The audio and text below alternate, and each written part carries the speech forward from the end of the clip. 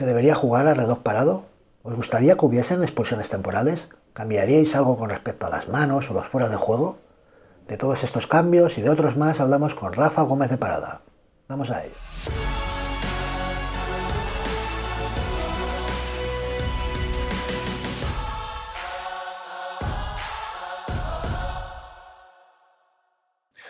Hola a todos, hoy estamos de nuevo con Rafa Gómez de Parada. Hola Rafa, buenos días, ¿qué tal? Buenos días, Javi, ¿qué tal? Bien, todo bien. Pues mira, y vamos a tratar un tema un poco fuera de contexto de la actualidad, o no, porque nos queríamos referir bueno, a los cambios de reglamento, a posibles cambios de reglamento del fútbol, que es un deporte que, bueno, sí que ha habido algún cambio últimamente, como puede ser el de los 5 cambios, ¿no? Ujú. Pero no es un deporte que introduzca muchos cambios. Lo comparas con otros tipos de deportes como el baloncesto, los deportes americanos, que sí que tienen una mayor pues aportación de cambios en la evolución de los últimos años y además siempre con un enfoque muy claro que es el de dar espectáculo. En el fútbol no hemos tenido tantos cambios, somos un deporte bueno, más chapado a la antigua, más aferrado a la tradición, pero que no nos vendría mal, la verdad, tanto por el espectáculo como por la justicia. Entonces, vamos a abordar este tema así de entrada, así de forma genérica, que, ¿cómo lo ves? Lo veo muy interesante porque además, mira, yo que llevo viendo fútbol toda la vida como tú y jugando al fútbol, además he estado jugando un montón de años, es un deporte que me ha encantado toda la vida, pero llegué a odiarlo hace una semana nada más, hace 10 días, que fue con motivo del partido Mallorca-Real Madrid. El fútbol puede terminar convirtiéndose en un Sí, espectáculo desagradable a la vista sí. y que desde luego te desengancha completamente el mismo, ¿eh? Y no porque Fija- perdiera el Madrid, o sea, ese partido tiene muchas de las cosas de las que vamos a hablar. Fíjate que ese partido es curioso porque si tú examinas el arbitraje, como madridista te puedes desesperar, ¿no? Decir, bueno, ¿qué está pasando? Pero es que el propio árbitro Ujú. ha confesado, no sé si lo has escuchado, pero ha No, confesado que pues, Hernández confesó que es el partido que peor lo ha pasado en su vida. así no lo había Sí, oído. sí, ha dicho, es el peor partido que lo he pasado en mi vida por la sucesión de faltas, porque claro, vamos a decir, ¿dónde pongo el límite? ¿Esto cómo lo manejo? ¿No? Entonces, Ya. quizás, por eso vamos a abordar este tema, porque igual a veces hay la sensación, otras no, otras veces es achacable a otros temas los fallos, pero a veces sí que tengo la sensación de que es que falla la normativa. Sí, sí. Sobre todo, es que hay veces que dices, pero es que la normativa es un disparate, ¿por qué no evoluciona? Entonces, vamos a abordar por categorías, ¿no? Tú has hecho aquí has categorizado los tipos de cambios posibles y empezamos con el tiempo cronometrado. Bueno, el tiempo cronometrado es uno clarísimo que se ha hablado un montón de veces, porque además yo creo que el fútbol es un deporte muy diferente al resto. O sea, muchos deportes como el tenis o los deportes de raqueta fundamentalmente, el voleibol, hay que llegar a un marcador Ujú. determinado y el partido puede durar una hora o puede Sí. durar cinco. Y los deportes de equipo como el waterpolo, el balonmano, el baloncesto se juega con tiempo parado, o en Sí. balonmano se para muy pocas veces, pero en baloncesto entonces no se pierde tiempo, ves que son deportes mucho más dinámicos. El fútbol es un deporte en el que no hay que llegar a un marcador determinado y sin embargo se limita el tiempo. Ahora en los últimos tiempo dice, bueno, el árbitro que descuente 2 minutos, 3 minutos, ahora a veces hasta 8, pero sigue teniendo un componente aleatorio. Para Claro. mí hay un dato que leí en su momento que era que la Liga Española es la Liga de Europa en la que menor tiempo de juego efectivo había, que era el 53% del tiempo Sí, nada sí, más. O sea, 53. rescaté las estadísticas ayer, tampoco es que las ligas europeas tengan mucho más, estaban entre el 58 y 59% de Holanda Sí. y de Suecia, me parece que era, y la Premier estaba en un 55% de juego Sí. efectivo. El día del Mallorca, por volver al ejemplo, se Sí. jugaron solo 48 minutos de tiempo efectivo, Sí. 48. Y yo vi un vídeo hace poco, no recuerdo quién fue, en Twitter, de un tuitero había explicado que de los 48 minutos el Madrid tuvo el 72% de posesión, eso es un Sí. 35, y en 35 minutos de posesión recibió 29 faltas, o Era 29 una. faltas que se pitaron. O sea, que Sí, sí, sí. es imposible disfrutar un partido así. Sí, sí, creo que fue a Islandic que comentó que era cada minuto 15 15. segundos, no me acuerdo el exacto, pero algo así, que es una barbaridad, había una falta por parte del Mallorca. Sí, Y sí. se favorece al infractor. Entonces, una normativa que favorece al infractor, pues hay que cambiarla. Se favorece al infractor porque luego cuando la falta que recibe él se tira un minuto en el suelo, con lo cual también se corta el ritmo. Entonces, mantener el reloj corrido, no jugar con el tiempo cronometrado, me parece absurdo. Es que no La tiene final de sentido. Lisboa, si has vuelto a ver la final de Lisboa alguna vez, la segunda parte es desesperante. Es desesperante. Se quejan los seguidores del Atleti porque el gol de Madrid fue en el minuto 93. Sí, Es que se perdieron, creo que 7-8 minutos a la segunda claro, parte. claro. Pues Y, hay que hacer algo. es absurdo, es que es fácilmente solucionable. Es que casi todos los deportes son a reloj parado. Yo entiendo que, bueno, que se puede arguir que como se juega tan poco, realmente hablamos de un 53-54%. Más o menos son 40 minutos, a de los 90 minutos, 40 minutos el juego está parado, que luego además algunos te dicen, es que el fútbol americano, deportes así, es que se paran mucho. El fútbol está el 40% parado. Sí, sí. Claro, si lo hacemos a tiempo, a cronómetro parado, esos 40 minutos, pues, yo creo que no se perdería tanto tiempo, pero los partidos sí que podrían incrementarse el tiempo total de partidos sería en torno a, pues incrementaría 20 minutos, media hora perfectamente. Sí. Aún así, yo creo que es mejor eso que no la solución a, como dices tú, que hay ahora que es aleatoria y que a veces pues lleva a indignación, porque hay partidos que hemos visto que se han añadido 12 minutos o 14 y otros que a lo mejor hay que añadir mucho y te dicen que 3 o 4. Y dices, bueno, ¿aquí qué pasa? Pues simplemente que sea el tiempo real el que mande, ya está.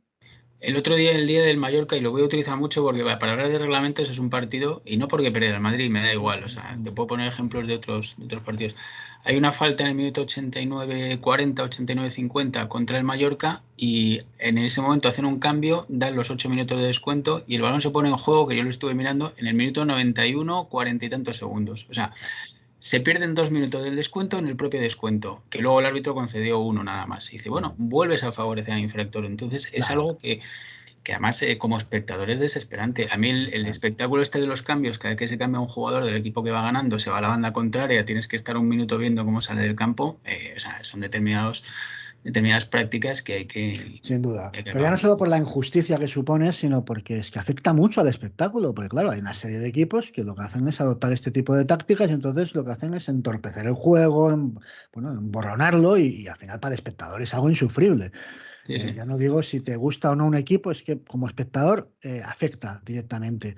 Hay quien proponía una solución que era, pues, para que no afectase tanto a la duración, para que no supusiese a tiempo parado mucho tiempo el total de los partidos, pues por ejemplo aplicarlo a los últimos 15 minutos, que por ejemplo es cuando más empiezan a Sí. perder tiempo. Bueno, pues a partir de los 15 minutos, cuando faltan, a partir del minuto 30 se para ya el tiempo corrido y se hace a tiempo parado y ya no podrían, o sea, ya tendría sentido que utilizasen estas métodos. Sí, podría ser una opción. Cualquier cosa mejor que lo que ocurre actualmente. Mira, porque no se diga que hablo siempre de cuando el Madrid se ha sentido perjudicado. Las prórrogas del año pasado de la Champions del Madrid, cuando se Sí, puso por delante contra el Chelsea y contra el sí, City, no se jugó. El Madrid se convirtió en un equipo italiano y dijo, no se va a jugar más. Y claro. creo que en una de las prórrogas, no sé si fue con el Chelsea, dieron 3 minutos de descuento sobre 15. O sea, Mm. 3 minutos, o sea, es un 20%. Sí, sí, sí, sí, sí, Es porque no se jugó. El Madrid claro. jugó que no se jugara. Y cada vez Ujú. que había una jugada se perdía muchísimo tiempo. Es Claro, insoportable. Y aquí, en aquel momento lo disfrutamos porque eran los nuestros que iban ganando. Pero como espectador, claro, es un atraco al espectador. es evidente. Segundo cambio, categoría de cambios, tiene que ver con los cambios, el número de cambios, ¿no?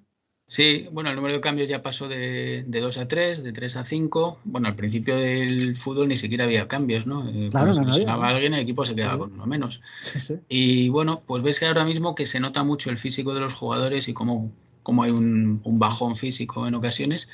Y hay otros deportes, bueno, el fútbol aficionado, yo he jugado toda la vida en ligas, prácticamente casi todas las ligas donde he Sí, jugado, los sí, cambios eran nosotros ilimitados. Y hemos además no se pierde cambiado. tiempo, sale Yo, uno y entra otro. sí, yo aquí tengo mis dudas, ¿eh? Tengo mis dudas porque es cierto que los 5 cambios me han parecido bien. Han cambiado el fútbol, de hecho. El fútbol es Sí, otro con los 5 cambios. sí, sí, Pero sí que es cierto, claro, favorece a los equipos que tienen plantillas más amplias, que suelen ser los más sí. grandes.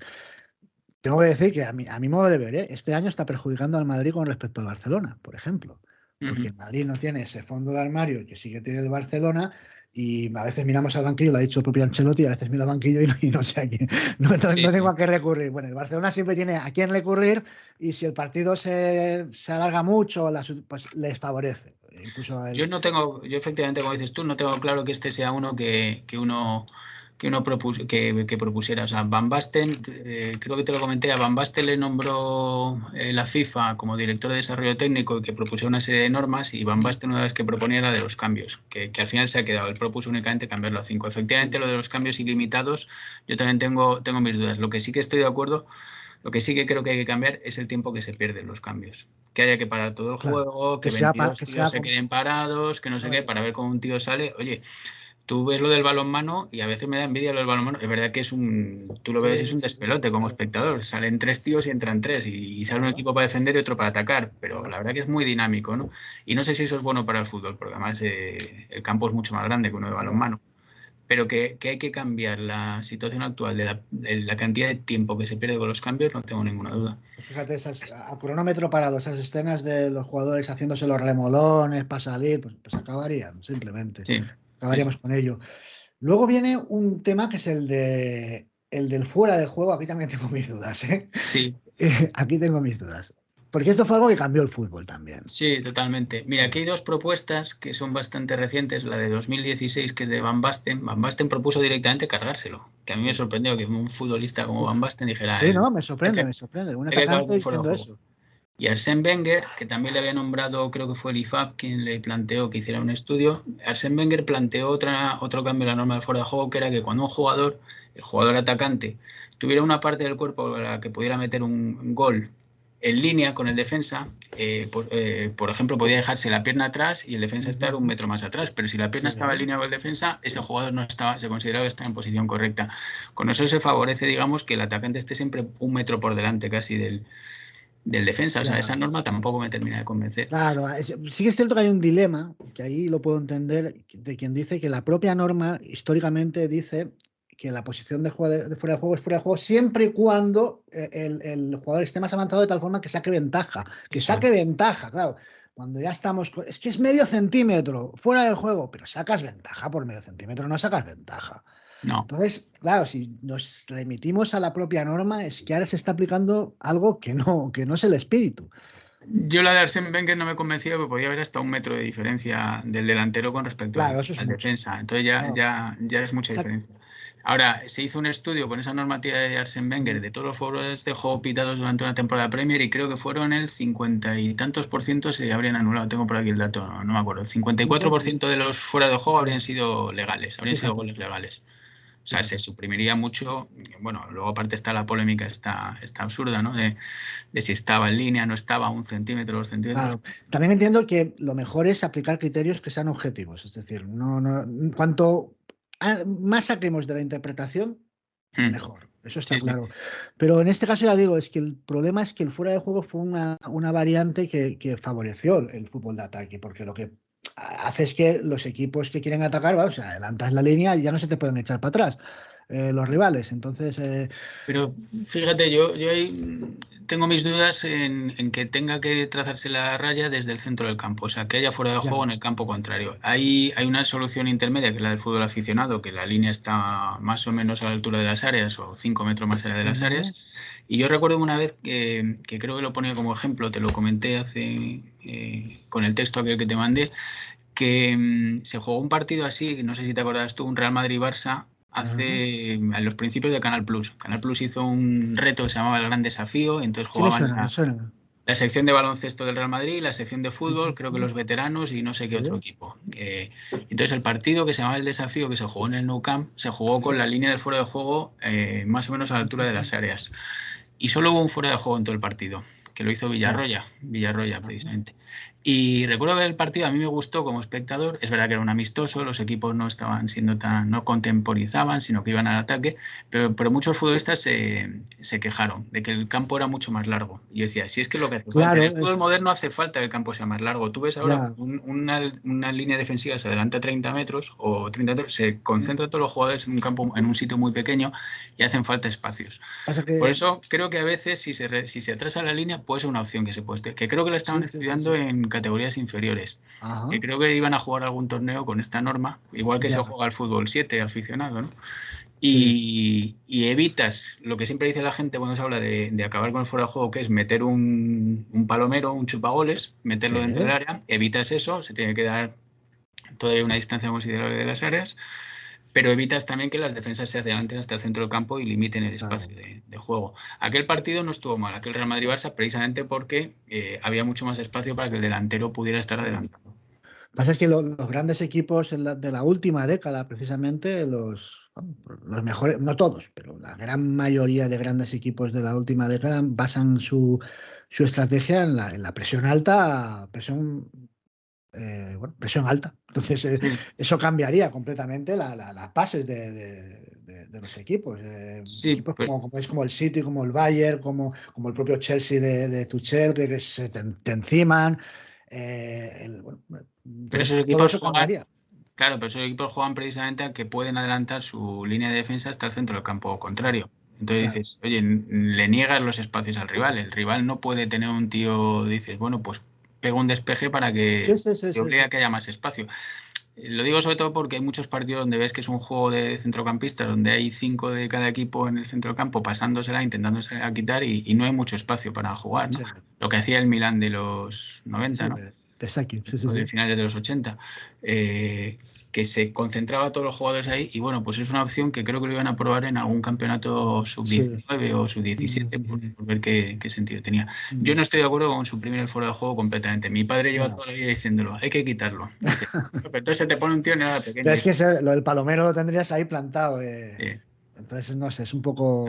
Yo creo que cuando menos no es de las más necesarias, mientras que las que hemos citado del tiempo cronometrado, esa sí me parece más. Y sí proponía, perdona, una modificación, que esa sí que proponía yo del fuera de juego. El fuera de juego ahora mismo hay mucha polémica con lo de cuando se tiran las líneas y desde el hombro, el brazo está adelantado. Eso sí que es un criterio claro. La proyección hasta el suelo, que ves que las proyecciones están tiradas con los pies muchas veces. Y yo creo que se podía marcar la posición de fuera de juego con la pisada, con la parte del pie más adelantada, para que no haya discusión alguna. O sea, un jugador puede estar esperando el pase, con el pie apoyado en el suelo y estar como en posición de un velocista, ¿no? Para arrancar. Esa podría haber muchas polémicas. Sería objetivo y es cierto que muchas sanciones de fuera de juego se ha tirado la línea de aquella forma, desde aquí, que lo hemos visto de todos lados. Entonces, lo más objetivo sería el pie y punto. Ahí sí que coincido. Bueno, está luego el tema del... Este me parece vital y tiene que ver con lo que decías del Mallorca. El número de faltas. Esto hay que regularlo porque fueron 20 faltas el otro día en Mallorca sin sanción con tarjeta. Un equipo hace 20 faltas y no le sacan una tarjeta. Esto no puede ser. No puede ser. Y además es que hay jugadores que son reiterativos en el número de faltas. Esto tiene una solución muy fácil en el baloncesto, que lo sabemos todos. Un jugador cuando hace 2 faltas muy pronto se controla para hacer la tercera. Cuando hace 3 faltas se controla muy mucho. Y cuando ha hecho 4, pues precisamente es una normativa que favorece al atacante. Cuando hay un tío dando palos todo el rato, pues ya se cuida mucho de no meter la mano en la siguiente jugada. Favoreces al atacante. Aquí, tal como está el fútbol ahora mismo, se favorece al infractor siempre. Claro. Entonces tiene que haber una limitación de faltas. Yo que haya, o lo que le pasó a Vinicius también en Mallorca, 10 faltas, hasta la 10ª falta, y cuidado, es que la 10ª fue porque la agredieron, ya fue directamente una agresión, una patada en la barriga, pero es que yo no sé si de no haber sido así, si a la 10ª tampoco hubieran sacado la tarjeta, entonces eso no puede ser. No puede ser. Entonces es fácilmente, controlable, es decir, para algo está el VAR, o sea, tiene que haber una mesa técnica, pues que la haya, sí. Con el dinero que maneja el fútbol no creo que haya sido un problema de eso. Entonces, que controlen quién hace la falta, que el propio árbitro aclare por micrófono al VAR, falta del 7 o falta del 6, cuando haya una duda por parte del VAR, de a quién la ha sancionado y ya está, y que vayan controlando. Y mira, me voy a saltar el orden que has hecho de las categorías, porque lo quiero enlazar con el de las expulsiones temporales. Y es aquí. Primero, ahora entraremos más al tema globalmente, pero sería una medida muy efectiva. Es decir, si pasan muchos deportes, si un jugador que hace, no sé si 3 es excesivo, 3, 4, eso es a determinar, 3, 4 faltas, pues sale hay una expulsión temporal que te implica pues 10 minutos o 15 minutos, pues igual se lo piensan. Igual se lo piensan. Entonces podría ser una medida muy, muy efectiva. Muy efectiva, que sucede en el balonmano. Fíjate los palos que se dan en el balonmano, las defensas son muy severas, muy estrictas, se pegan unos palos impresionantes, pero cuando hay una todavía más fuerte o cuando es una peligrosa, como cuando un tío tiene el brazo a punto de lanzar y demás, ese juego se va a 2 minutos. Y 2 minutos el balonmano, Claro. pues a lo mejor equivaldría a 5 minutos de fútbol, ¿no? En el waterpolo hay expulsiones de 20 segundos, que son muy poco, te da para un ataque nada más, Claro. pero sí que existe. Entonces yo creo que es necesario. En el caso de Vinicius el otro día, que se ve que es una cacería a un jugador, pues dices, oye, tú de momento te vas fuera 5 minutos, Claro. recapacitas y ya te lo piensas. Y a la segunda expulsión temporal de 5 minutos, ese jugador no puede volver a entrar al campo. No estoy diciendo dejar al equipo con 10. Estoy diciendo como el baloncesto que expulsas a un jugador por 5 faltas y puede salir otro. Entonces, Incluso añadiría, es que ya lo extiendo a todo el ámbito por lo que respecta a esto de las expulsiones temporales. Yo las dobles amarillas posiblemente porque no es lo mismo que te expulsen por casi romperle la pierna a un jugador o por insultar al árbitro a un rival que una doble amarilla que puede ser pues una infracción leve. sí, sí. Entonces, o no, leve no, porque si no, no te sacarían amarilla, pero sí una infracción que digas, bueno, y por estas dos tonterías van a expulsar a un jugador. Bueno, pues igual la doble amonestación amarilla podría ser una expulsión temporal, simplemente. No, totalmente. Y yo añadiría, fíjate, yo añadiría varios motivos para una expulsión temporal de un jugador. A mí una cosa del balonmano que me encanta, que es que pitan una falta y el balón lo dejan en el suelo. Como el tío lo desplaza, aunque solo sea 50 centímetros al jugador de balonmano, ese se va automáticamente 2 minutos fuera. En el fútbol, he pitado falta, eso de darle una patada o no dejar o obstruir el lanzamiento rápido de la falta, ese tío se va 5 minutos ese se le expulsa temporalmente. Y del mismo modo que expulsaría temporalmente al que finja una lesión o al que proteste al árbitro. O sea, a mí me da una envidia lo del rugby y el respeto absoluto que hay a la figura del árbitro, y el fútbol, que es el deporte que he seguido y he jugado toda la vida, me parece a veces repulsivo. Y como jugador aficionado dices, joder, es que es insoportable el andar con el raca-raca de los futbolistas a los árbitros, que no ocurre en otros deportes. Entonces, los 5 minutos se podría aplicar a lo que estamos hablando de las faltas o faltas duras, y también a eso, al desplazamiento de balón o a las protestas al árbitro o a los que fingen lesiones, ¿no? Sí, sí. Yo creo que hay más casos Sí, para expulsar temporalmente a un jugador y que el infractor no se vea favorecido. sí. Te iba a comentar que es curioso, más allá de, ya del reglamento de los árbitros, como por ejemplo, cómo actúa la figura del sindicato de futbolistas en Inglaterra, que fiscaliza mucho las actitudes de los Ajá. futbolistas en el terreno de juego. Y entonces no solo es un sindicato que está para muchas cosas más, que no solo para pedir pues eso, las cosas que se piden aquí en España, bueno, hay reivindicaciones que sí, porque afectan al fútbol modesto y tal, pero que están muy al tanto de si un jugador comete pues acciones como la que sufrió Yago Aspas, que me parece inadmisible lo que hizo Yago Aspas. Pues ahí está el sindicato, incluso para sancionar, pueden Sí, sancionar sí. el propio sindicato y te dice, oiga, usted no puede hacer esto y está afectando, o sea, está actuando contra todo el colectivo de Eso es. jugadores, no solo contra el jugador al que le ha hecho esa faena. Entonces, Sí, pero nos hemos acostumbrado a escuchar, a leer que el fútbol es un deporte de pillos, que el jugador que hace determinadas prácticas es un tío canchero y que como es canchero, pues ya sabes cómo es, o los equipos italianos en su día, y nos hemos acostumbrado a convivir con eso, pero es que yo creo que resta espectáculo, sin resta duda, mucho, mucho sin espectáculo. duda. Bueno, pues me había saltado una, que está, ya te he comentado antes de comenzar el vídeo que me había sorprendido, pero me dices, más aclarado por qué. Es el tamaño de área y de portería. Yo esto no lo Sí. veo, pero explícame por qué lo has No, incluido. fíjate, el primero al que oí yo lo del tamaño de las porterías fue Alfredo Di Stéfano. Y Alfredo Di Ah, Stéfano hablaba de poner unas porterías descomunales de grandes. Te hablo de algo, lo leí en los 80, los 90, hace un montón de años. sí. Y hablaba de unas porterías mucho más grandes que las actuales. O sea, el fútbol ha cambiado muy poquito el reglamento, pero hay una cosa que no ha cambiado nada, que a mí me sorprendió cuando lo leí.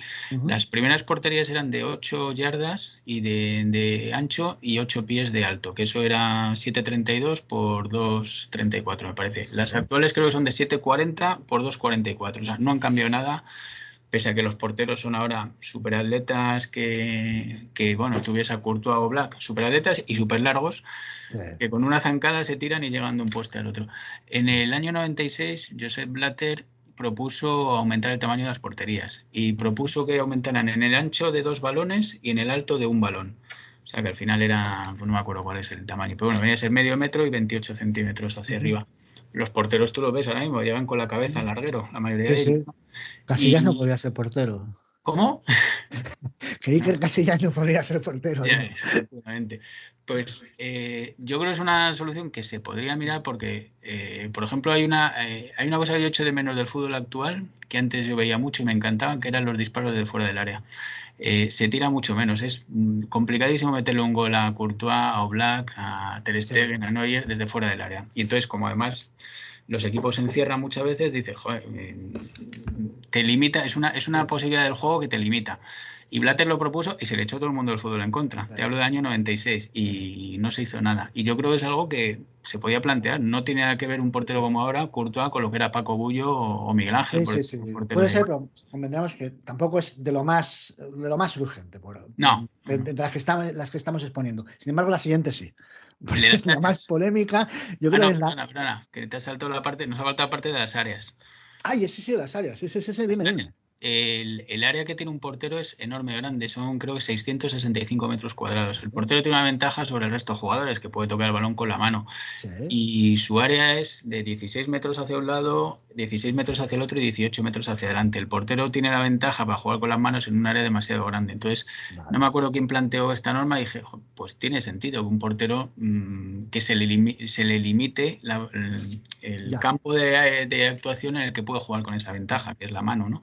Habría menos penaltis, Habría menos pero penaltis también también. sé, yo creo que igual eso también daría más espectáculo, más lanzamientos de libres directos. No sé, podría ser. Sí, lo puedo ver. Sí, sí. No sé, podría ser, o sea, es verdad que es muy grande. Yo dije, joder, pues no lo había Sí. pensado nunca. Son 665 metros cuadrados, 18 metros de largo. Pues sí, el portero puede salir mucho Mm, cuando tiras un balón largo sí. a un delantero, ¿no?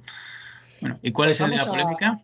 Ahora digo que la reina en los últimos tiempos, esta es la polémica reina. Criterio con las manos. O sea, Uf, es lo que más nos está asaltando cada jornada. ¿No? Nadie se aclara. De hecho, es que ya la cuestión, a mí lo que me sorprende es que no hay un solo profesional que se aclare, no a los aficionados. Es que los técnicos, los jugadores, no saben el reglamento, no saben cómo va, no saben.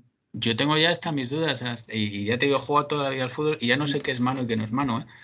Yo me repasé bien el reglamento con las manos, hicimos un especial con las manos y llegamos a la conclusión de que tal como está redactado el reglamento de la UEFA y el de la Liga Española, las directrices, las circulares que se mandan, el árbitro puede pitar lo que quiera, Sí, sí, sí. excepto en un caso, que es absurdo, y es el de Asensio contra el Girona, que es el único aspecto que es objetivable, que es que si tú tocas con una parte del brazo y tienes alguna parte del brazo por encima del hombro, es lo único que dice objetivo. Tú tienes el brazo, pero es absurdo. Asensio lo tenía así, pero Asensio hacía así, como para quitarlo. Pero dice claramente que si tú tienes una parte del brazo por encima del hombro es penalti, da igual que la Aunque quites, venga de rebote. aunque sea de rebote, voluntaria, involuntaria, y aunque toque en la parte por debajo del hombro. Si hay una parte que está, pero es absurdo. Sí, Y sí. una de las cosas que te quería comentar es que a mí ya me pareció absurdo que suprimieran lo de la voluntariedad. O sea, a mí me parece que cuando tú estás penalizando a alguien, en cualquier ámbito de justicia, la voluntad es un factor fundamental, vamos, capital. Entonces, a mí, que un jugador que está de espaldas, militado, está de espaldas y le viene un balón por detrás y le toca y no sabe ni que le viene el balón, eso no puede sancionarse en la vida. Pero ¿cómo vas a...? Porque lo estás ya remitiendo a la suerte. Ya está. Ya, pero fíjate que ahí hasta eso me lo cuestiono y ya te digo, yo he hecho, no es que haya hecho muchos penaltis como futbolista aficionado, pero algunos has hecho y me dices, joder, claro que es involuntario totalmente, pero tú estás cortando una jugada de juego. A veces cuando un jugador va a centrar y tú te das la vuelta, te has girado así y has extendido el brazo y el balón te ha terminado dando y lo tienes separado del cuerpo, por eso ahora muchos se ponen las manos en la espalda. O sea, la voluntariedad, es que yo creo que nadie intenta dar el balón O con sea, el quieres brazo de decir manera que hay voluntaria. jugadores que ya pueden excederse en la extensión de los brazos para abarcar más espacio y impedir que el balón así pueda, Por eso, pueda. es que la voluntariedad ni siquiera lo tengo claro, porque eso, hay veces que te dan el propio cuerpo, que rebotan un rival, tú no te puedes cortar los brazos en un área, además necesitas los brazos para equilibrarte muchas veces, lo tienes separado del cuerpo. A veces te rebota el balón en la rodilla, cuando chuta a alguien te rebota en la rodilla, luego va a tu mano y el balón iba a puerta, y dices, joder, es que es Es difícil, difícil. Pero yo creo que propuse cuando escribí aquello que te mandé, que todo el brazo que estuviera separado del cuerpo ocupando un espacio, o sea, que ampliara, ya Todo. daba igual a voluntario o no Da voluntario. Un igual. tiro a puerta, por mucho que sea involuntario, estés de espalda, estás cortando un disparo a puerta. Pues hay que pitar penalti. Hay que Pero es pitar que, penalti. sí, Antes sí. había un criterio que a mí me parece que sí que, hombre, hay algún margen de interpretación, evidentemente, pero sí que es más o menos, que es el que se hacía antaño, de va la pelota a la mano a la pelota. Eso se puede, hombre, el árbitro yo entiendo que en directo igual puede no verlo bien, pero ya el VAR sí se lo puede decir. Oye, no, que la mano, o sea, tú ves si la mano va o va la pelota, hombre. Entonces, lo de Álava, estás apoyado. En ningún momento el brazo va hacia el balón. Entonces, yo si el balón, si es el balón el que va al brazo o a la mano y no al revés, yo no pitaría penalti. Fíjate, yo el de la mano en el suelo es otro que han dicho que la norma es que no se pita y no lo tengo nada claro, porque la mano en el suelo ocupa mucho espacio y a veces corta jugadas claras de ataque. Yo la primera vez que vi lo de esa norma que hubo mucha polémica fue con un penalti no pitado al Atlético de Madrid, que fue Coque, y Coque cortó un pase de gol con la mano totalmente apoyada en el suelo. Y dije, no, la norma es clara en ese sentido. La de Álava se pitó porque 2 minutos antes se había pitado una a Vinicius que yo tampoco habría pitado en la vida. Como tú recordarás, que vimos Sí, la imagen durante 5 minutos y dijimos, ¿qué está pitando aquí? sí. Está pitando una mano ridícula que ni siquiera cambiaba la trayectoria del balón y como se había pitado la de Vinicius, pitó la de Álava, pero la norma era clarísima, que no se tenía que haber pitado nunca. Pero vamos, Ni yo siquiera lo tengo claro eso, ¿sabes? le Está separada del conozco, cuerpo y está ocupando un espacio que era un pase de gol, un pase peligroso. te doy la razón que quizás aquí lo capital es utilizar un criterio lo más objetivo posible y que pues necesite cuanto menos de la interpretación posible y quizás es manos separadas. Si la toca, da igual, voluntario, Sí. involuntario, rebote, no rebote, manos separadas, si toca, penalti. Y ya está. Y así no habría cuando menos pues dejarlo en manos de lo que decida el árbitro o el VAR, que bueno, unas Es veces un es una cacho cosa, eso. otras otra, entonces es lo que te pone nervioso. Yo escribí alguna vez en la galera en algún artículo esto de polémicas y ponías la opinión de Iturralde o de Andújar, que opinan en el As y el Marca, esos periódicos tan madridistas como el As y el Marca, que ponen a Iturralde y Andújar a opinar del Madrid.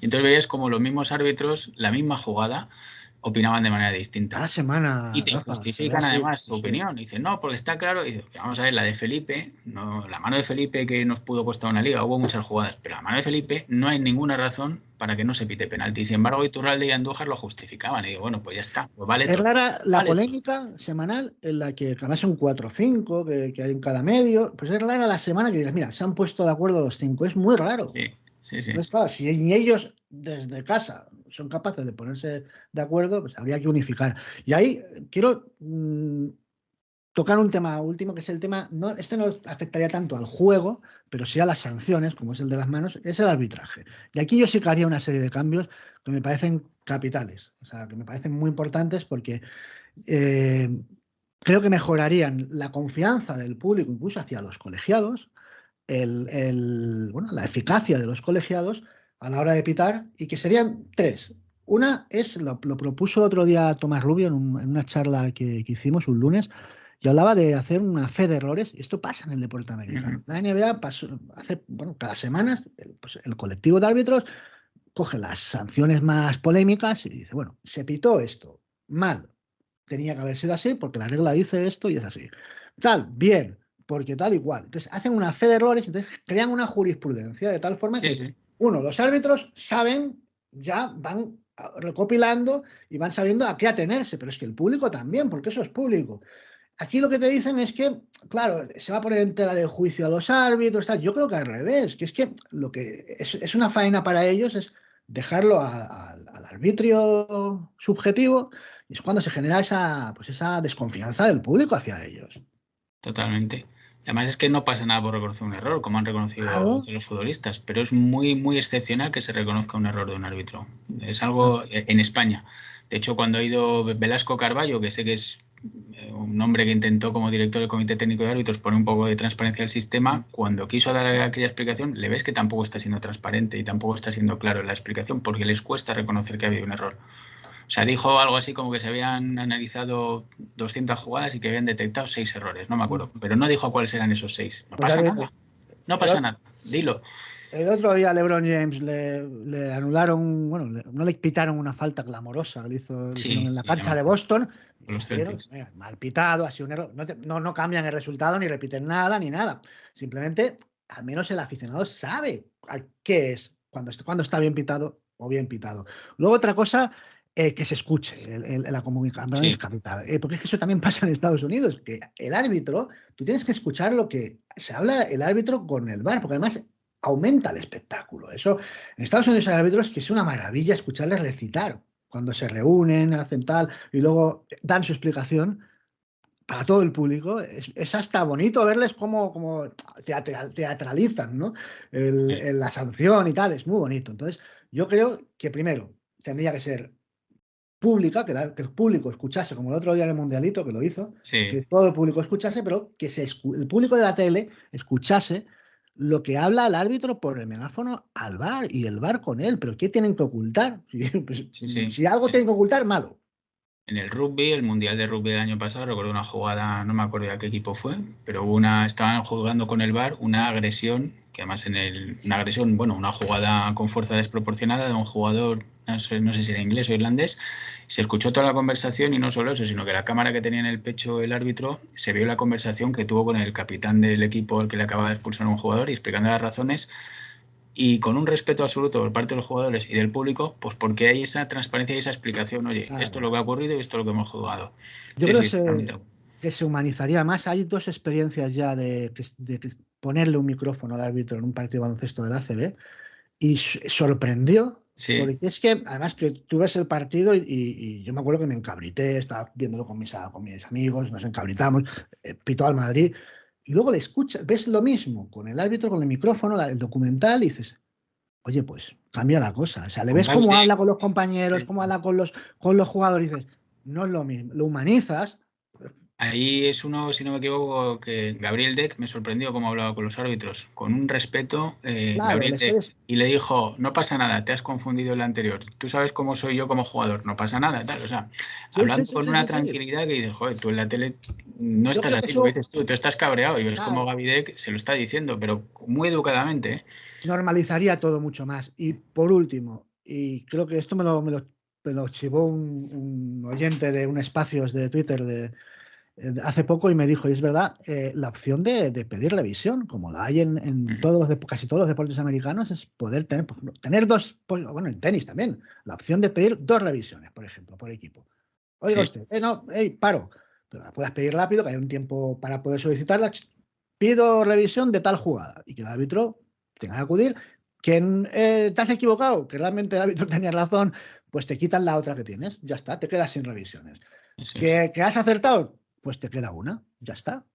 Entonces, esto sería una opción, que los equipos dispusieran al menos de 2 opciones de poder exigir al árbitro que acuda a la revisión. Me parece que sería una acción bastante... O sea, luego lo que pase ya en la revisión no lo sé, pero ya ocurre, ¿no? Que ya ocurre en el baloncesto y se puede pedir, pero para determinadas jugadas se puede rearbitrar un saque de banda, pero no una falta personal, por ejemplo. O sea, claro, hay determinadas limitaciones. Sin duda, acotándolo a una serie de jugadas, sí, sin duda. Más o menos, yo creo que hemos hecho un resumen, seguro que habrá muchas más posibilidades y opciones, pero vamos, que el deporte del fútbol tendría que cambiar porque lo de las polémicas ya es cansino, además. Es algo que yo creo que los programas televisivos se centran mucho en ello y tal, pero yo creo que al espectador le cansa. Esto es algo que no, por más que genere audiencia, agota, quema y yo creo que nos aleja un poco de este deporte. Pero eso, polémicas arbitrales. A mí el propio juego en sí me parece que necesita más dinamismo. Se está tendiendo a veces a una balonmanización en el mal sentido de la palabra. El ataque de balonmano es ir pasando el balón de un lado a otro hasta que en un momento dado seas capaz de encontrar un hueco y tirar. El fútbol cada vez más está teniendo esa balonmanización, ¿no? Se están pasando el balón en horizontal, pero nadie intenta profundizar. O sea, hay que hacer algo para que el juego cambie. O sea, hay partidos, en la final de Copa del Rey Real Sociedad Athletic Bilbao hubo, creo que 2 disparos a puerta en los 90 minutos. Es una final de Copa. Eso echa al espectador. Claro, totalmente. Yo creo que hay que cambiar muchas de las normas, ¿no? Pues nada, que los espectadores y los usuarios del canal nos digan otras propuestas y ya veremos en qué resulta todo. Muchas gracias, Rafa. A ti, a ver. Y nada, hasta la próxima. Vale, hasta luego. Otra, que cada club pudiera bloquear la designación de un par de árbitros.